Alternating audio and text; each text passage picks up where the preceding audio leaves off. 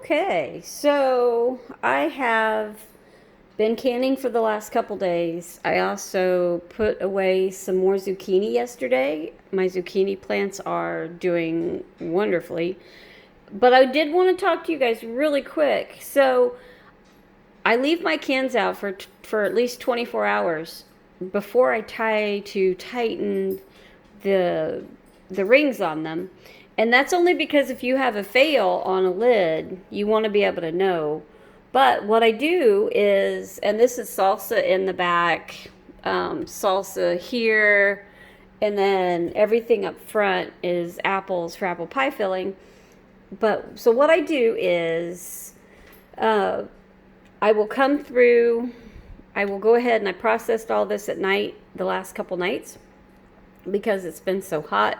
I didn't want to heat up the house, so because you've got to scald the tomatoes, and then of course for 60 seconds you also have to scald the apples, and then all the others. So, not to mention running the canner. I use a Carry Smart canner, but it still heats up a little bit, and right, because it's a water bath. So what I do is the next morning I came through and I double checked all my seals. And after doing all of this, this is why you want to check your seals the next day, because I had one fail. This has been in the refrigerator. I pulled it out to show you guys. Everything else, so I will just come through the next morning and I won't actually tighten up the rings, but I'll check all the lids, make sure I got seals.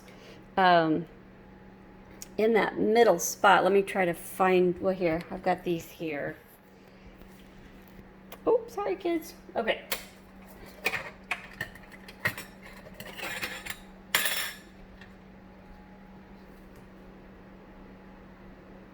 Okay, in the middle, do you see that ring right here? When you're canning at night, once they took all this out of the canner, that noise, right, gets made when all your lids start actually going down, and the pressure pulls it down and seals the jar. So that is what I'm pushing on. And you see that circle there, right? That I'm pushing on that middle section. So what I did was I literally come and touched the middle. And I touched everything once it came out of the canner that night. And this was the only fail that I had. So I put this in the refrigerator. I'll probably end up honestly making like turnovers or something with it. But that's why you want to test that in the middle in the next morning. And you guys see that. And I don't think there's a brand out there that doesn't have that little thing in the middle, so that way you can test them. So that's what I do every morning when I wake up after canning that night before or during the day. If you're canning during the day, I will go through, touch all my lids, make sure that nothing's making that noise, right?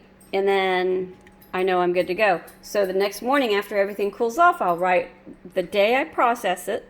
Okay, so some of these were processed on the 1st, some of these were processed on the 3rd, some of these were processed on the 31st, and then I write what I put down. This is salsa, but I made 2 different batches. I made a mild batch and a medium batch. I mixed them both together, so I do mild, medium, and then put mix, and then the day that I processed.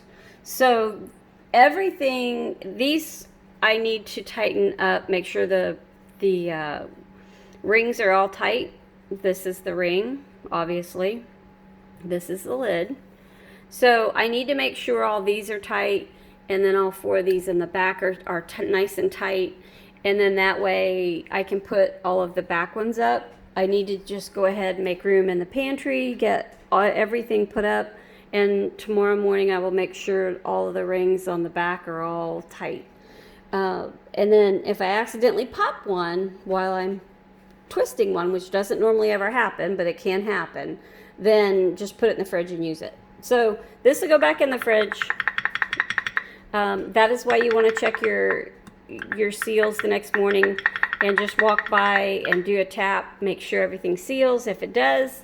But definitely make sure you're waiting before you tighten this ring by the directions, okay? Because I don't want you to go torquing on it while it's trying to do a seal and end up messing up the seal on everything because you did it too soon. So everything sat for 24 hours before I double checked and tightened all of this up. So I'm gonna jump off here. That's just a handy dandy hack.